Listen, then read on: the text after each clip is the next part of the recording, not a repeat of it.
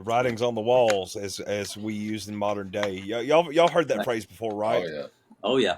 I think I've read this story numerous times. There was a band called Under Oath. They had a song called "The Writing on the Walls." I always thought about that. We talk about the writing on the walls, and people talk about who aren't even reading the Bible or understand it.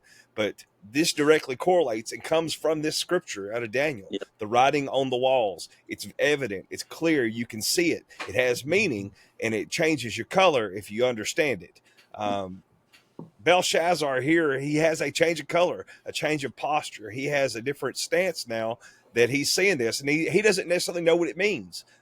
So, he calls everybody in and he's trying to get a understanding, a reading.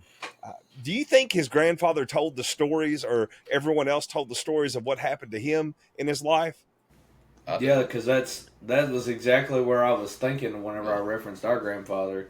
Yeah. Because we have the Carlite Chronicles, Yeah, all the right. stories of our grandfather, and all the things that happened there. So we know about Crazy Gene and the sawn off shotgun under the desk. Like, we know the stories of this Carlite because Junebug. our Yeah. grandfather. We know these things. So you have to think a divine encounter of that magnitude was definitely recorded in some way from his grandfather, if not told directly. Yeah. Mhm. It has prominence and meanings to it. What Yeah. we're talking about, like Ben and I, our grandfather owned a car lot and operated in Humboldt, Tennessee for years. And in this, there were tons of things that happened. There were encounters of people and stories that nobody would believe unless you were there, unless you trusted the person. This is sort of what we're talking about here. You just can't understand unless you hear it from somebody's mouth. And I feel like Belshazzar, he had that encounter, but how often and how quickly did he forget? Well, see, that immediately brings me into the.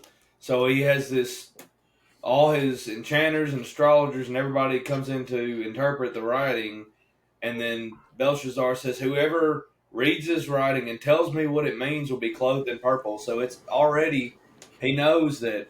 Okay, so I know that this is a It's different important. God than the littles.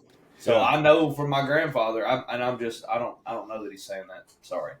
But I would think, I hate to say I would think, but there's a reason that he immediately goes to, you're being promoted to my elite number 3 employee. Yeah. So, Insert clip here, right? yeah, You're sorry. being promoted. You want me to finish No. up 10, see where this goes? Yeah. Go ahead, brother. Dalton, did you have something? I was just going to say there, I was kind of tagging on what Ben was saying there, that there was a sense of urgency with him. When you talk about it going to his astrologers and the Chaldeans, that urgency is there. Now we understand why the urgency is there, but he didn't at the time. Yeah. All right, so verse 10. The queen, because of the words of the king and his lords, came into the banqueting hall, and the queen declared, O king, live forever. Let not your thoughts alarm you, or your color change. There is a man in your kingdom in whom is the spirit of the holy gods. In the days of your father, light and understanding and wisdom, like the wisdom of the gods, were found in him.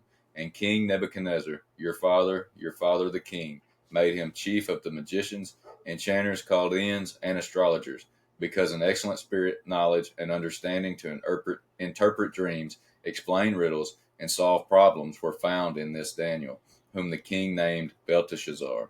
Now let Daniel be called, and he will show the interpretation.